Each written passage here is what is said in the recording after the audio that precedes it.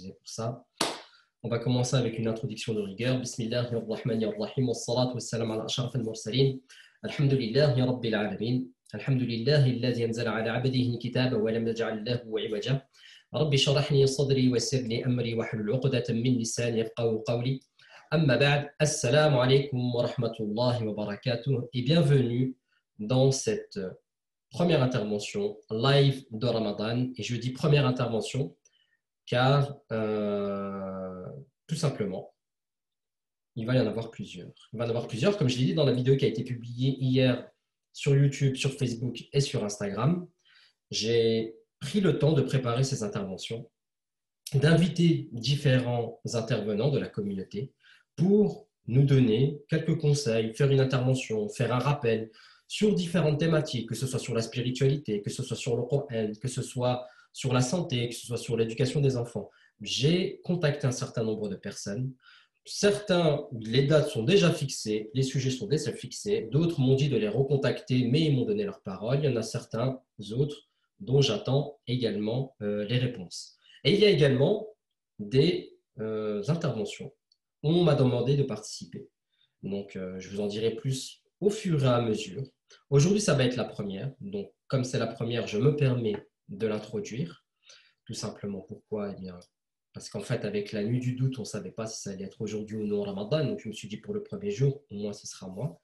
Et au fur et à mesure, déjà pour les 7 prochains jours, c'est déjà fixé, alhamdoulilah, il va y avoir différents lives.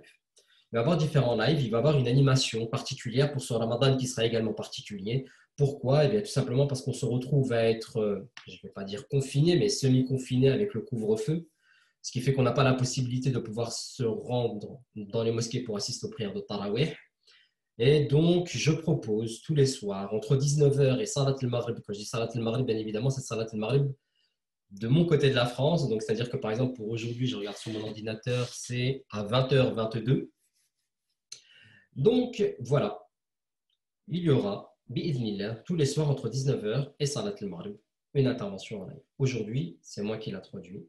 Et il y a également le matin, tous les matins, les personnes qui sont inscrites à la newsletter, donc pour les personnes qui sont sur Instagram ou qui sont sur Facebook, je vous invite à vous inscrire à la newsletter parce que tous les matins, vous recevrez un email qui n'est pas très long, un petit email qui vous donnera une méditation d'un verset du juz de la journée de Coran. D'accord? Donc, pour les personnes qui vont vouloir lire le Coran, et on va voir justement ce qui va en être par rapport aux objectifs Coran, il y a certaines personnes qui vont vouloir lire un juz du livre d'Allah Azzawajal par jour pour pouvoir tout simplement terminer la lecture du Coran pendant Ramadan. En faisant un juz par jour, ils vont vouloir faire en sorte que les 30 juz au bout des 30 jours soient accomplis. Donc pour vous accompagner par rapport à cela, vous aurez la méditation d'un verset du juz de la journée et la méditation sera basée sur un hadith du prophète alayhi salatu wassalam. Parce qu'effectivement, dans les sciences du tafsir, la première règle, c'est quoi? C'est on explique le Coran par le Coran. La deuxième des sources pour expliquer le Coran, c'est quoi? C'est la sunna du prophète alayhi salatu wassalam. Donc on va utiliser cette seconde source. Donc pour les personnes qui ne sont pas encore inscrites à la newsletter, faites-le bi'idhnillah. Voilà. Et je vous invite également à rester jusqu'à la fin. Pourquoi? Parce que à chaque fois qu'on aura un live, à chaque fois qu'on aura un rendez-vous, je poserai une question en rapport avec le Coran et le ou la première personne qui répondra à cette question aura la possibilité de choisir le e-book qu'elle souhaite, qui lui sera entièrement offert. Donc, quand je dis e-book qu'elle souhaite, c'est parmi, par exemple, le guide destiné du Coran, le mind map mutashabihat, la santé dans ton assiette pour un Ramadan au top de mon épouse Yashamine Champri, ou son autre e-book, le guide des itinérants du Ramadan. D'accord? Donc, une simple question, une réponse, et vous repartez avec. Pour ce soir, comme je suis sur les 3 réseaux, c'est-à-dire Instagram, sur Zoom et sur Facebook, il y en aura un pour chaque réseau. Parfois, il y a certaines personnes qui seront plus Instagram, donc on fera l'intervention uniquement sur Instagram. Parfois, il y aura d'autres personnes qui seront plus Zoom, donc à ce moment-là, ça se passera uniquement sur Zoom. C'est pour ça que je vous invite à suivre les différents réseaux afin que vous ne ratiez rien. Et si, malencontreusement, vous n'avez pas la possibilité d'arriver jusqu'au bout, vous aurez également la possibilité de retrouver cette intervention live sur la chaîne YouTube, Inch'Allah. Juste me laisser le temps de pouvoir faire en sorte de couper au montage ce qui est à couper pour faire en sorte que ce soit le plus petit possible et vous aurez la possibilité de le retrouver sur YouTube. Voilà, je vous ai donné le topo, je vous ai mis un peu le cadre dans lequel vont se dérouler ces lives. Aujourd'hui, donc, l'intitulé du live que je vous propose, c'est se fixer des Qur'an objectifs, Ramadan, Qur'an objectif. Pourquoi? Eh bien, tout simplement, parce que vous n'êtes pas sans savoir que le mois de Ramadan, c'est le mois du Qur'an. Allah Azza wa Jalla nous dit dans Surat Al-Baqarah, شهر رمضان الذي أنزل فيه القرآن هدى للناس وبينات من الهدى والفرقان. C'est-à-dire le mois de Ramadan, celui dans lequel le Qur'an a été révélé. Donc c'est pour cette raison justement qu'on a durant le mois de Ramadan cette attache si particulière qu'on ne retrouve pas dans les autres mois avec le livre d'Allah subhanahu wa ta'ala. Et c'est pour cette raison d'ailleurs qu'on fait le tarawih et que certaines mosquées, pas forcément toutes, mais dans certaines mosquées, dans la plupart des mosquées peut-être même, lorsqu'ils vont prier les prières du tarawih, ils vont avoir comme objectif de prier la quantité nécessaire chaque jour pour faire en sorte qu'à la fin de Ramadan, le Coran ait pu être récité en prière durant tout le mois, Inch'Allah. Après ça, vu la situation dans laquelle on est actuellement, ce ne sera pas possible cette année. C'est pour ça qu'on va essayer de faire en sorte que le Coran fasse partie de nos journées de Ramadan malgré tout. Et c'est bien là l'objectif. C'est l'objectif de ce Ramadan-là, mais il y a un khir là-dedans. Parce que là, aujourd'hui, tu as la possibilité de montrer à Allah Azza wa Jalla qu'en réalité, tu n'as besoin de personne pour t'acheminer vers lui. Tu as juste besoin de te motiver, d'avoir une intention sincère et de te fixer des objectifs. Et c'est ce que l'on va voir aujourd'hui. On va essayer de se fixer des objectifs. D'accord? Donc, quand on parle de se fixer des objectifs pour Ramadan, la première des choses, c'est que quand on se fixe un objectif, c'est comme si on se fixait un point d'arrivée. Et pour aller jusqu'au point d'arrivée, il va falloir également prévoir son point de départ. C'est comme un GPS. Le GPS, quand tu vas lui mettre l'adresse à laquelle tu veux te rendre, il va te donner le trajet en fonction de l'endroit où tu te trouves à l'instant T. Parce que il se peut que 5 minutes avant, tu aies été dans un autre endroit. Il se peut qu'il y a 2 ans, tu étais dans un autre endroit. Il se peut que demain, tu seras dans un autre endroit. Pourquoi est-ce que je te dis ça? Parce que quand tu vas te fixer des objectifs en te basant sur ton point de départ, c'est toi-même te regardant dans un miroir. C'est toi-même te regardant et te disant, voilà où j'en suis aujourd'hui dans ma relation avec le Coran, voici où je veux aller. Donc, pourquoi est-ce que je dis ça? Parce qu'il y a beaucoup de personnes qui vont vouloir se comparer. Ils vont tout d'abord vouloir se comparer avec les personnes de leur entourage. Ouais, mais regarde un tel ce qu'il est capable de faire, regarde une telle ce qu'elle est capable de faire, regarde ma mère, regarde mon fils, regarde mon frère, regarde comment ils avancent, regarde comment nanana. Eh, ne te compare absolument pas avec les autres. Ceci est le bienfait d'Allah qu'il accorde à qui il veut. Donc il se peut qu'il y en ait certains qui aient des capacités, des compétences, des possibilités qui ne sont pas les mêmes que toi. Et donc, tu devras composer avec ce que tu as, toi, ta situation à toi, parce que quand tu seras dans ta tombe, tu seras seul en fonction de ton histoire personnelle à toi, et pas en fonction des autres. Donc, la première des choses qu'il va falloir que tu fasses, c'est que tu te regardes dans un miroir et que tu ne regardes pas à droite et à gauche. Et quand tu vas te regarder dans un miroir, regarde-toi avec le reflet qui t'est donné directement sur l'instant T et pas le reflet d'il y a 2 ans, le reflet d'il y a 3 ans, le reflet de quand tu étais plus jeune, que tu n'avais pas forcément de responsabilité, que tu n'étais pas père de famille, que tu n'étais pas mère de famille. Et quand on va se fixer des objectifs, c'est surtout la capacité que tu vas pouvoir avoir pour pouvoir réaliser tes objectifs. Et la principale source de cette capacité-là, c'est quoi en réalité? C'est ton temps. Le temps que tu as aujourd'hui n'est pas forcément le temps que tu avais à l'époque. 30 secondes, je regarde juste. Les personnes qui sont sur Zoom, je vous demanderai de couper votre micro et de couper également votre caméra parce que ça me perturbe. Barakallahu fikum. Je disais donc, il va falloir que tu te fixes des objectifs par rapport à la personne que tu es aujourd'hui, pas la personne que tu étais il y a 3 ans. Il se peut que tu aies des maladies, il se peut que tu aies des enfants, il se peut que tu sois dans une situation aujourd'hui où tu n'es capable de lire le Coran que 5 pages par jour, alors que Ramadan, il y a 2 ou 3 ans, tu étais capable de lire 40 à 50 pages. Tu es capable de ce que tu peux faire aujourd'hui. Regarde les circonstances dans lesquelles tu es aujourd'hui. Et c'est ça le plus important. Qu'es-tu capable de faire aujourd'hui. Donc d'accord, la première des choses, c'est que tu vas te regarder toi-même. Okay, et tu te regardes toi-même et tu n'en as que faire de ce qui se peut se passer autour de toi, de ce que les autres font. Regarde-toi, ton mushaf, ta relation avec Allah subhanahu wa ta'ala, et basta. Ok. Pour se fixer des objectifs, il va y avoir 6 niveaux que je vais te présenter. On va prendre un petit temps également pour répondre à certaines questions, mais pas maintenant, à la fin de la vidéo. D'accord? Parce que je vais présenter 6 niveaux. Il se peut que tu ne te retrouves pas dans ces 6 niveaux-là. Donc à ce moment-là, tu pourras me dire ce qu'il en est par rapport à toi. Et à ce moment-là, je me ferai un plaisir de te répondre. Le premier niveau, c'est le niveau 1. Tu ne sais pas lire l'arabe. De ce fait, tu lis le Coran uniquement en français. Donc, je vais m'attarder un temps soit peu là-dessus. Toute personne qui ne sait pas lire l'arabe passe à côté d'un bienfait qui est énorme. Parce qu'on ne peut pas comparer le Coran en français, parce que par définition, le Coran en français, ce n'est pas le Coran. Le Coran, il est descendu en langue arabe. Le reste, ce ne sont que des efforts de traduction pour pouvoir donner un sens, donner une approche, donner une proximité avec le message d'Allah subhanahu wa ta'ala. Donc, si tu ne sais pas lire l'arabe, c'est pas grave.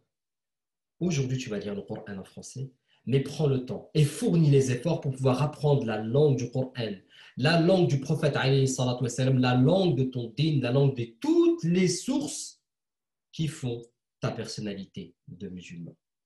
Tout à l'heure, je parlais avec un frère que j'aime beaucoup, qui s'appelle Yassine. J'espère qu'il est en train de regarder ce live. Je lui passe un grand salam. Et il me disait que justement, l'année dernière, pendant le confinement, il s'est dit, bon, bah, je vais faire quelque chose de ma vie. Et il a appris justement pendant le confinement de l'année 2020, donc c'est un frère qui a à peu près mon âge, il est peut-être plus jeune que moi de 3 ou 4 ans, donc il a la trentaine. Hein. Il a pris le temps d'apprendre à lire le Coran. À l'heure actuelle, il déchiffre, mais il a fourni les efforts. Et surtout, si toi, dans ton fort intérieur, si dans ton cœur, ton intention elle est réellement sincère et que tu fournis cet effort pour Allah subhanahu wa ta'ala, pour te rapprocher d'Allah subhanahu wa ta'ala, pour te rapprocher de la sunna du prophète alayhi salatu wa salam, sache une chose mon frère, sache une chose ma sœur, Allah azza wa jalla ne t'abandonnera jamais et Allah azza wa jalla te donnera tout ce dont tu as besoin pour faire en sorte que tu puisses parvenir à ses fins. Tu crois que toi, tu vas t'acheminer vers Allah azza wa jalla, Allah azza wa jalla, il va faire en sorte que ce soit difficile. Non, ça va être facilité, bi'idhnillah. Alors, aujourd'hui, tu lis le Coran en français si tu es à ce niveau, qu'on va qualifier le niveau 1. Mais aujourd'hui, et à partir d'aujourd'hui, et pendant tout ce mois de Ramadan, tu vas invoquer Allah subhanahu wa ta'ala pour qu'il t'enseigne la langue arabe et tu vas fournir les efforts juste après pour faire en sorte que l'année prochaine, pour Ramadan 1443, tu sois capable de lire le Coran en arabe en laissant de côté le Coran en français ou du moins la traduction du sens des versets. Le second niveau, c'est le niveau de quelqu'un qui, voilà, comme le frère Yassine dont j'ai parlé tout à l'heure, qui maintenant parvient à déchiffrer l'arabe. Le conseil que j'aurais à donner pour ces personnes-là, donc qui déchiffrent, c'est-à-dire qui butent, ils mettent du temps, ils réfléchissent encore à quelle lettre, à ce genre de choses qui font que ça rend difficile un peu. La première des choses que j'aurais à dire à ces personnes-là, c'est que soyez certains, soyez certains, soyez certains de la récompense d'Allah Azza wa Jalla. Parce que celui qui fournit des efforts dans ce sens-là, le prophète alayhi salatu wassalam, nous a informé qu'il avait une double récompense. La récompense par rapport à l'acte et la récompense par rapport à l'effort. Donc, fournissez les efforts. Fournissez les efforts. Et le conseil que j'aurais à donner, c'est un conseil que je donne à tout le monde, pour toutes les personnes qui commencent à déchiffrer. Toi, ton programme de Ramadan par rapport au Coran, ça va être le suivant. Tu lis 2 pages par jour. Juste 2 pages par jour. Et en même temps que tu es en train de lire ces pages, tu vas chronométrer. Ton objectif, ce n'est pas d'aller le plus vite possible. Ton objectif, c'est d'avoir une donnée qui te permette de te motiver davantage. Aujourd'hui, tu vas lire tes 2 premières pages du Coran. Tu vas peut-être mettre, je ne sais pas, 15 à 18 minutes.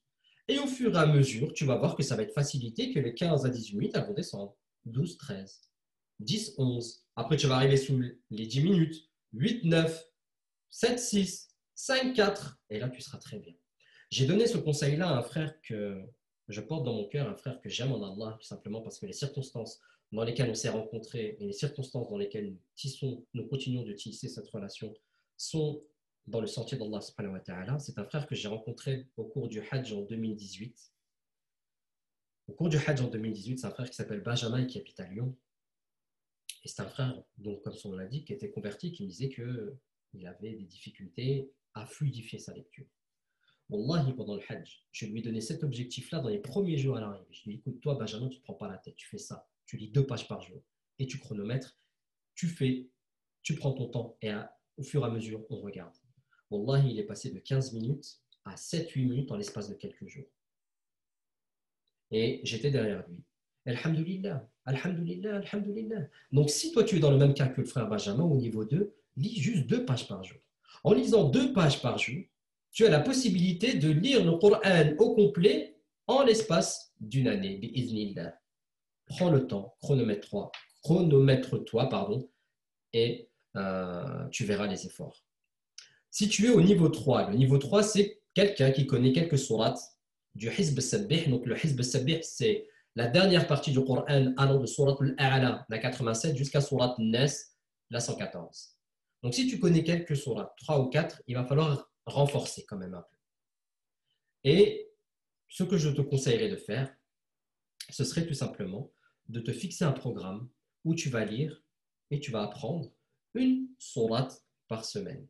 Donc, pour apprendre une sourate par semaine, une courte sourate, hein, d'accord, une sourate qui fait moins d'une page, d'accord. Si c'est le Hizb al-Sabbih, ne va pas taper dans sourate al-Fajr, sourate al-Bayyina. Prends les sourates comme Al-Kawthar, Al-As, d'accord. Ces sourates-là qui vont enrichir justement ton, comment pourrais-je dire, ton bagage au niveau du Coran et qui vont enrichir également tes salawats puisque tu vas pouvoir tourner avec d'autres salats, Inch'Allah.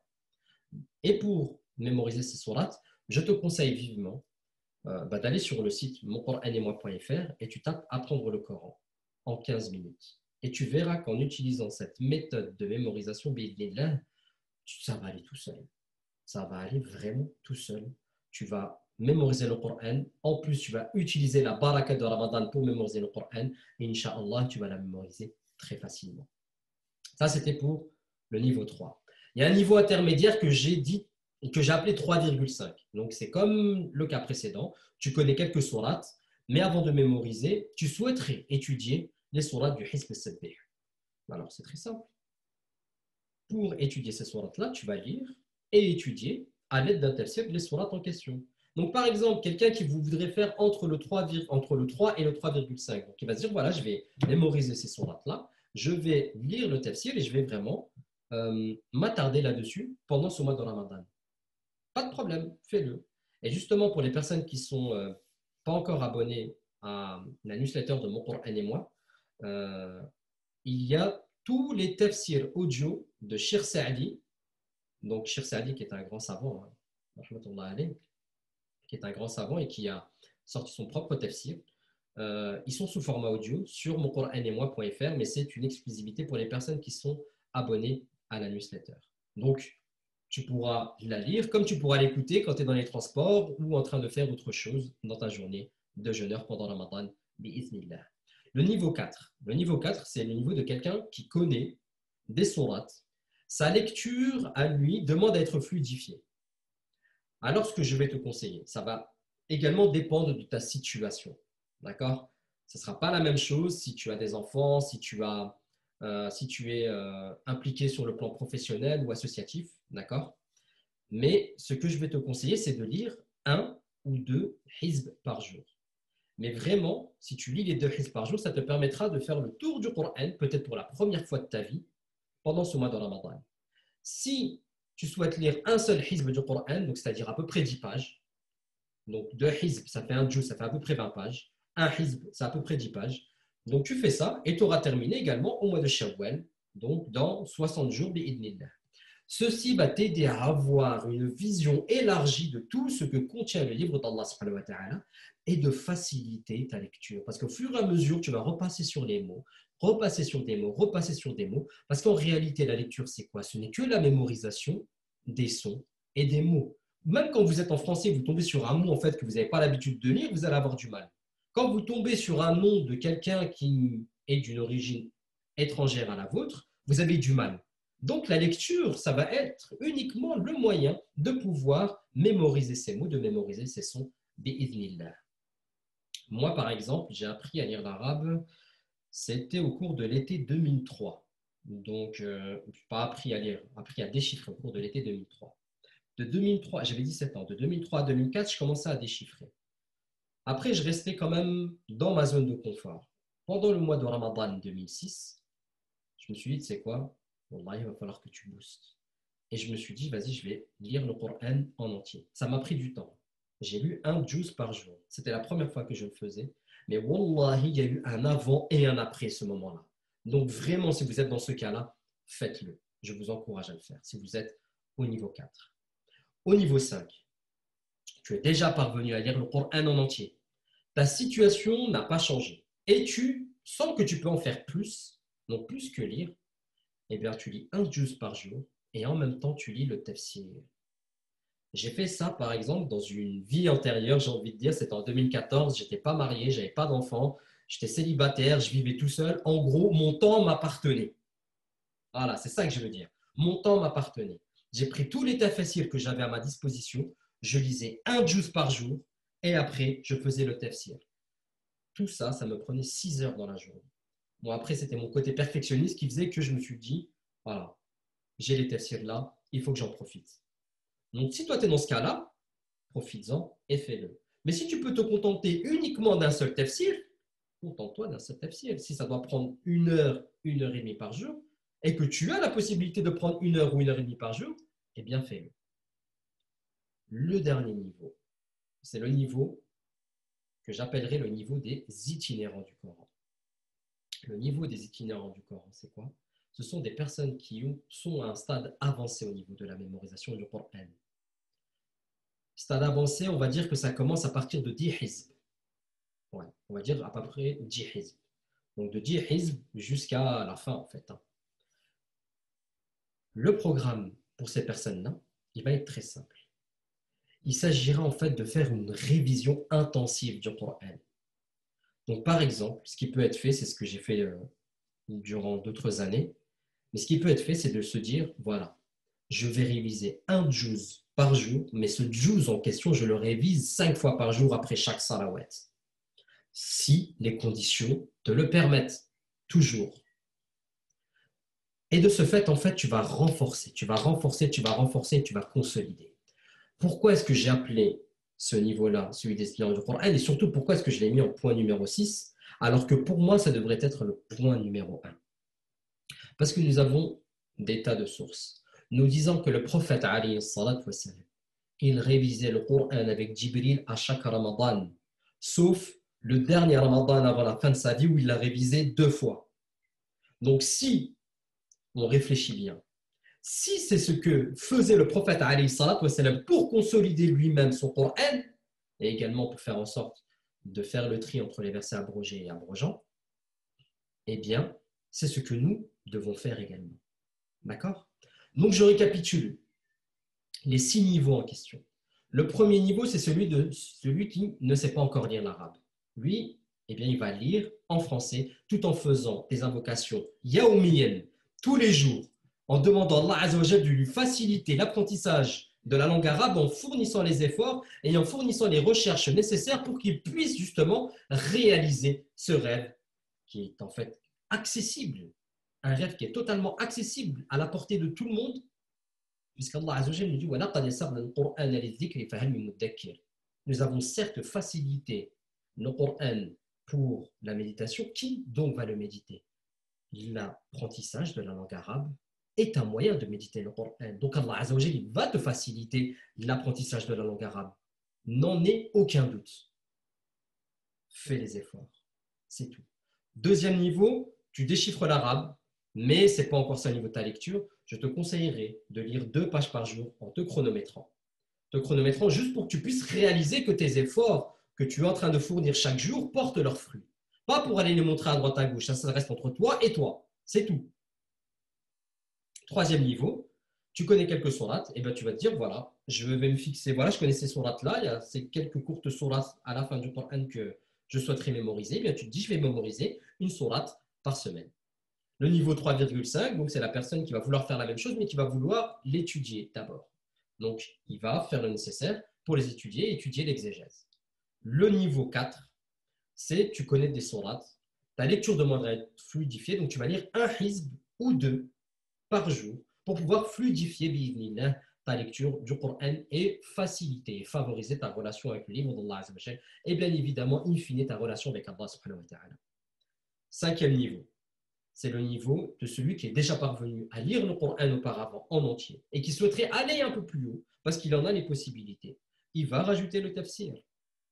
Le sixième niveau, donc c'est le niveau des ignorants du Coran qui va demander à être révisé avec une révision intensive.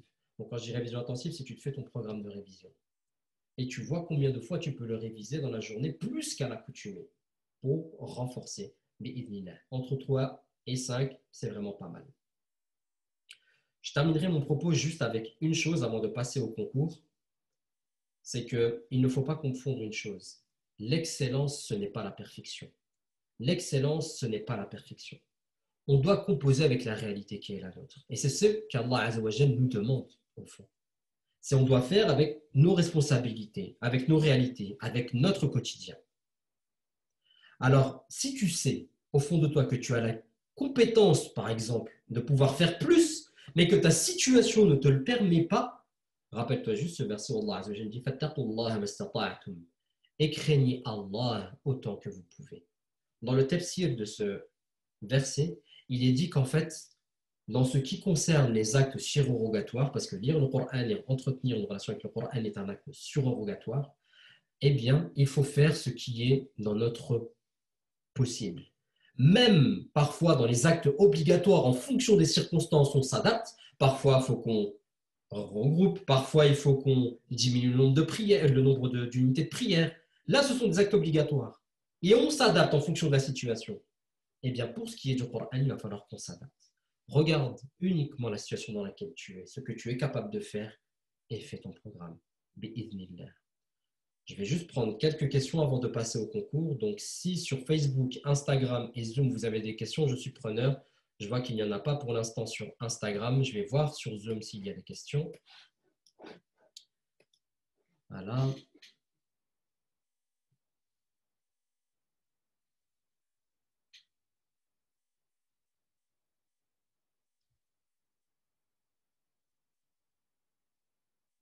Donc là, je n'ai rien également sur Zoom. Je vais voir sur Facebook.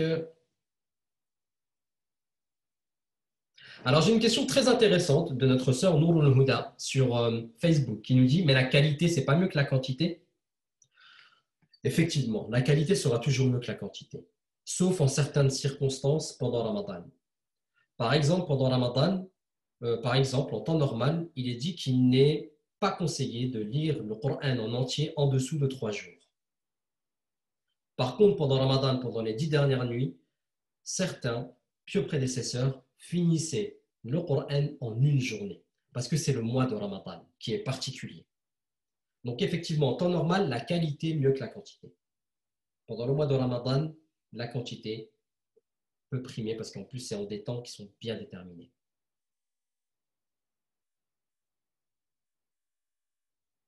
Donc, vous m'avez demandé si vous pouviez poser une question en privé. Il n'y a absolument pas de problème. Transmettez-moi la question en privé, Inch'Allah, et je me ferai un plaisir de vous aider si c'est possible.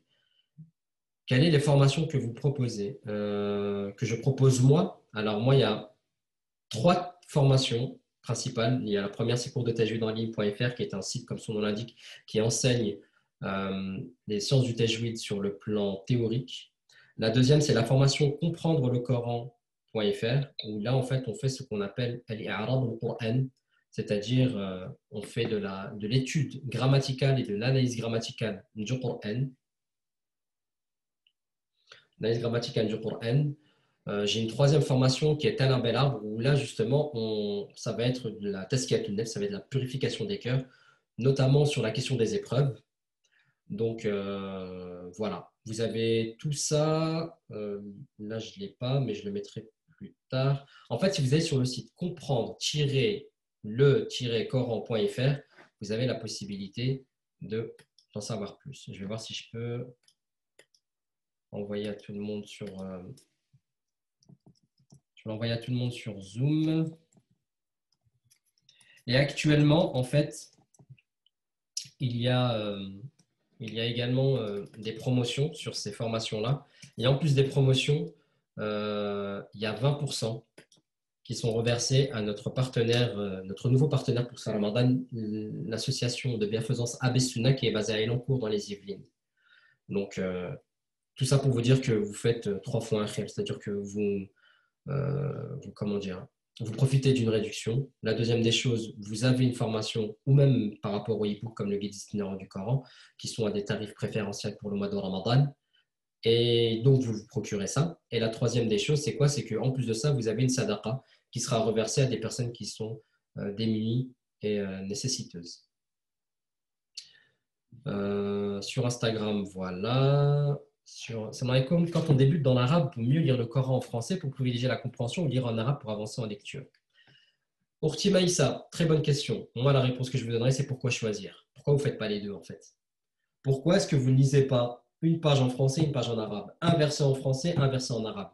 Ce sera la seule manière de procéder qui vous aidera justement à acquérir du vocabulaire, à finir par comprendre l'arabe et comprendre le Coran. Faites les deux. Barakallahu fiki pour votre question.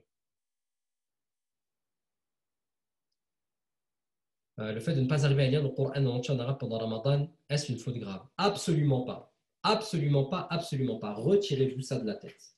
Le fait de ne pas arriver à lire le Coran en entier en arabe pendant Ramadan n'est en rien une erreur.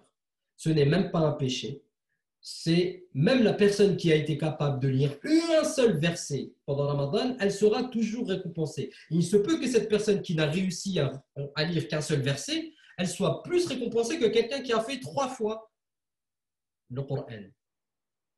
Ne vous laissez pas avoir par les quantités. Quand on se fixe des quantités, c'est uniquement pour nous-mêmes, pour se dire on a fait ce qu'on a pu. Mais si vous devez diminuer vos quantités, pour X raisons, ce n'est en aucun cas un mal. Faites ce que vous pouvez. Et si vous ne terminez pas pendant Ramadan, qui vous empêche de pouvoir le terminer au mois de Shawwal? Commencez ce que vous pouvez maintenant et terminez-le quand vous aurez terminé, bi'idhnillah.